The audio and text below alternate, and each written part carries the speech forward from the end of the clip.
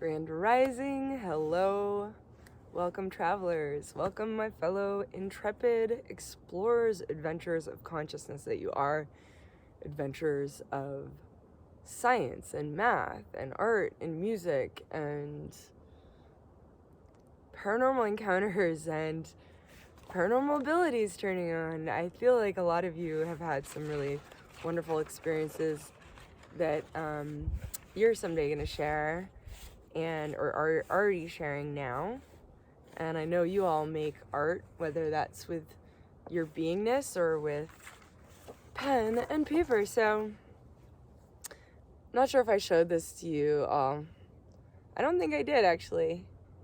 This is a graphic that I made, and you can see on the bottom it has circles or spheres. You can think of them as 3D spheres being represented by 2D circles if we want to just like have two dimensions and look at the shift between the two dimensions.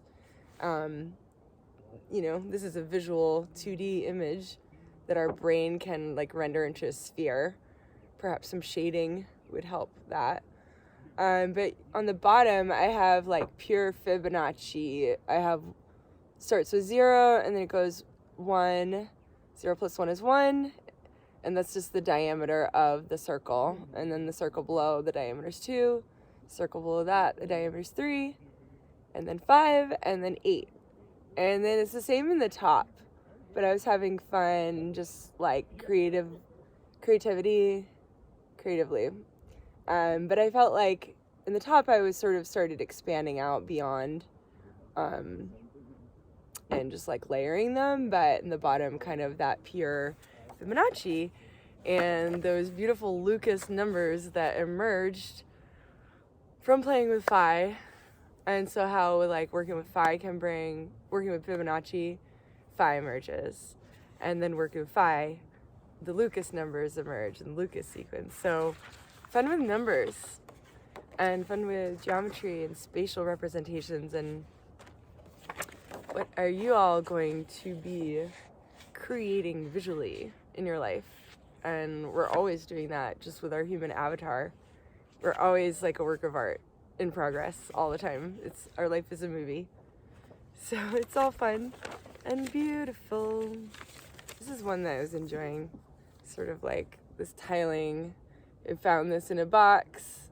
Been finding little works of art that even if it's just, pen and paper.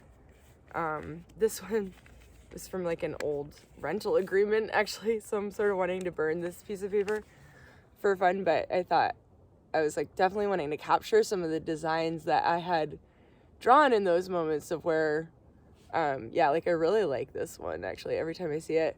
So I want to like preserve the images but be able to like transmute papers and documents. A lot of that when you're cleaning out of storage, there's a lot to transmute. Storage unit, that is.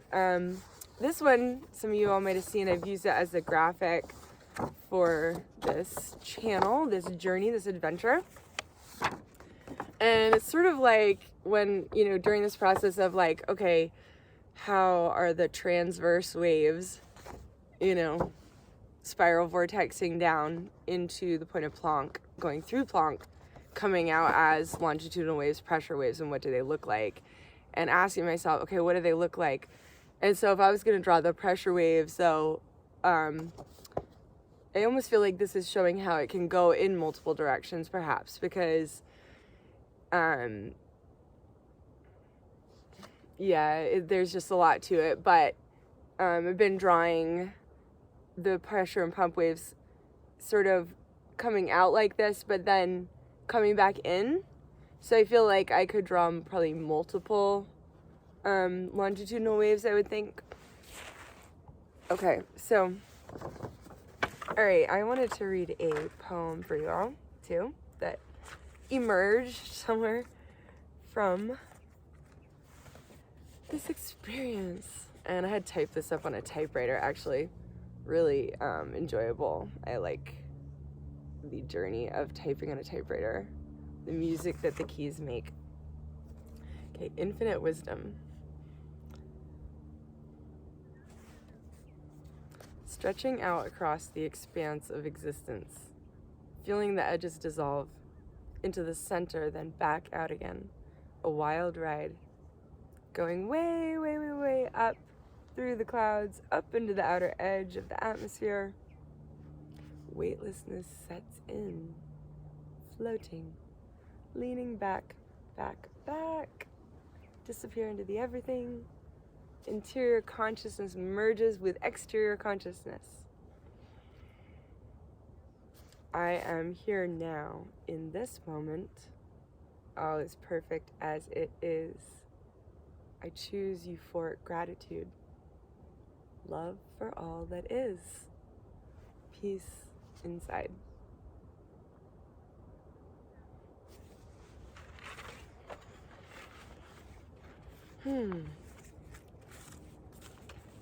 So, I started today rising singing, and I heard laughter coming from the window, and joyful, bubbly laughter, and it helped me sort of spring out of bed myself. And then it was wonderful because people laughing joyfully felt as though it made it easier for me to come out and pretty soon upon rising start singing. So I've been singing to this beautiful valley here that has a wonderful, wonderful creek that I've spent a lot of time at. And we had basically journeyed across this little creek yesterday, a group of us, and just working with the land and creating art with the land. And I had located a beautiful oval, sort of egg-shaped, stone ring that someone had already crafted, and it was really beautiful. And I brought my friends over to show them, and there's a nice rope swing. I jumped in the water to help get through that really cold, but I swam across both directions. And the rope swing is fun because you can climb up into the tree before you jump. And so I've been working on my rope swing skills. And so amazing time here at the creek and making art with stones and sticks. And I feel called to do perhaps a golden spiral with sticks interwoven. There's just like a whole pile of them.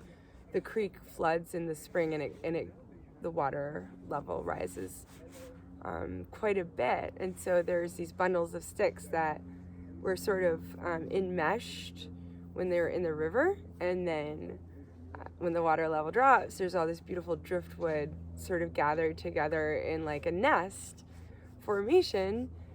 And we were there yesterday just sort of seeing how we could build just really beautiful works of art that could, like, they may appear like a primitive teepee structure that you can sit under and meditate.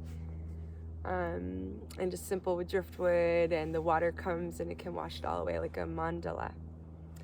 And when we work with the earth, in particular when we are building homes, schools, hospitals, all of the structures on our earth that nourish us and support us, schools, offices, studios, anything you can imagine, athletic centers, community centers, we really, really need these spaces, all of the new spaces being built, to be done so in a way that supports human health to the absolute maximum.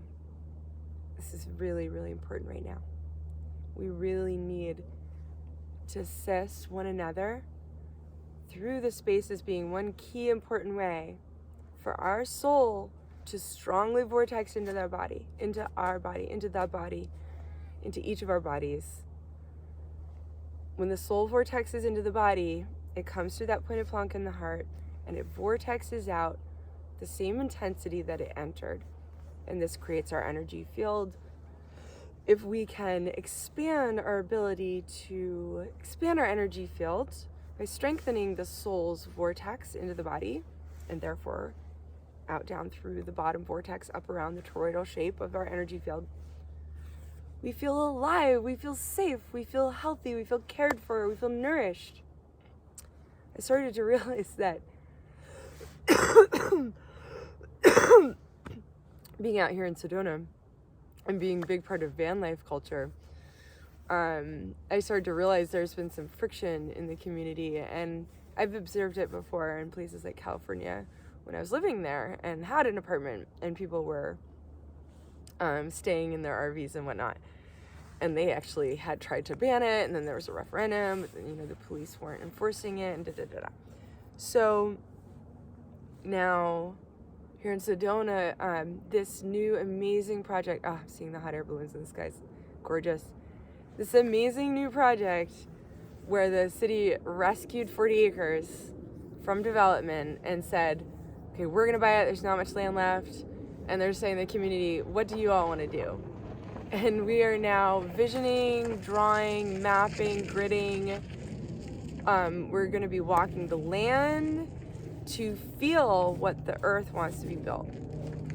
And I know there's a group that is building, I'm pretty sure it's bioarchitects.net is the website, where they are building sacred geometries, gorgeous temple buildings in Bali with things like bamboo and being light on the earth, and zero metal like rebar in the building that can block the earth's energy. And we do it in ways that's structurally, foundationally, structurally sound, but we use sacred geometry to build. And so this is a golden opportunity. Please, if anyone has ideas, pictures, drawings, words, thoughts, feelings about this space, because Sedona being one of the 2 heart chakras of the earth, Maui being the other one, what we accomplish here in the physical realm, and with all the tourists that come through here from all around the world, this city, this town, this place, and this land that we're about to start working with, this can be a place where people can come and learn and take what they learn back with them, whether they're living in other parts of America or they're living around the world. And so information can really fractal out, especially from a location like Sedona that is already such, clearly a magical, beautiful, wondrous, majestic, glorious place. So yeah, I wanted to show you all this hat that my dear friend gave me. It is the love hat. Love. Been singing a lot lately, and woke today to, like I said, sing to this beautiful valley. And there's a little angel here. Hello, angel. Hello, I love you. Thank you for, oh please, starry, all starry. Oh, gorgeous. Thank you all so much. I love you all so much. Thank you for joining the journey. Looking forward to the next little travel we take. Have a beautiful day.